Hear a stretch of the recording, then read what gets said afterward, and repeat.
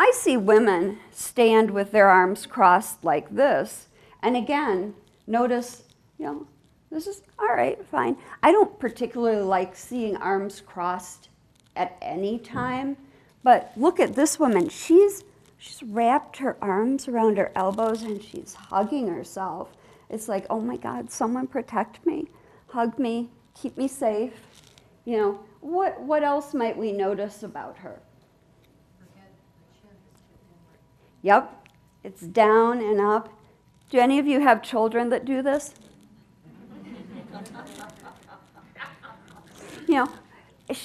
This is an approval. I mean, she looks really pretty good, but that's an approval kind of position, that head tilt down, the eyes up.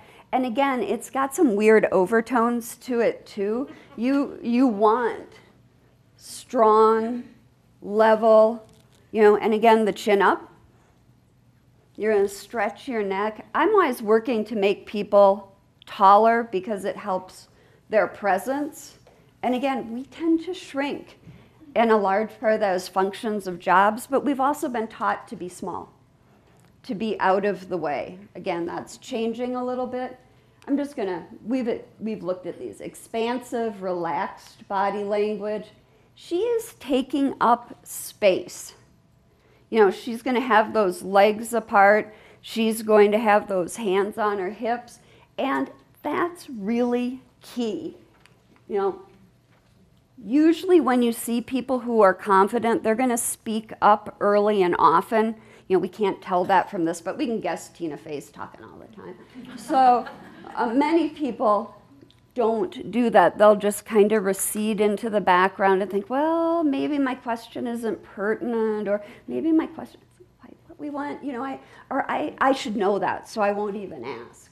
So you're going to be challenged to that. She's got direct, sustained eye contact. She can look you in the eye, and receive back. See, you've got great eye contact there. Look at that. This is fairly hard to accomplish. I see a lot of women look down and away quite often and unable to sustain, good eye contact. The lower vocal tone is something we will struggle with. They don't have women narrating commercials. There's no Denzel Washington out there of women. There's no Morgan Freeman out there on your GPS of women. There's something resonant about the lower voice. I can't do it here because I'm talking for so long, but if it was a shorter speech, I might be able to lower and quiet my register, which again shows you're not excited, you're not jittery, and it's something that can be practiced. And finally, the calm, relaxed speech that's going to be absent of those qualifiers, the ums, the ahs, the excuses.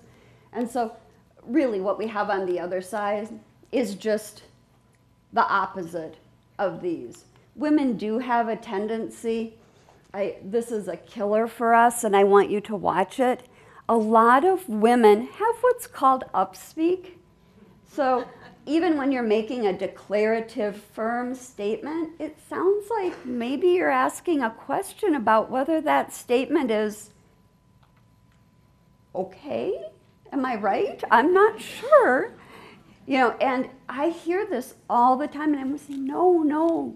Men have an interesting opposite corollary to this, where they will, when they become unsure, drop their voice. Not lower their register, but the voice kind of peters off.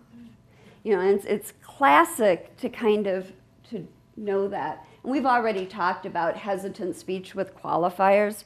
There's a note in your bibliography under Weasel words. That's what they're called.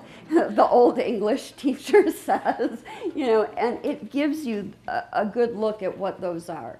We tend to make excuses for ourselves, defer, success onto others, attribute it to others, but never ourselves. So we have to be careful of that.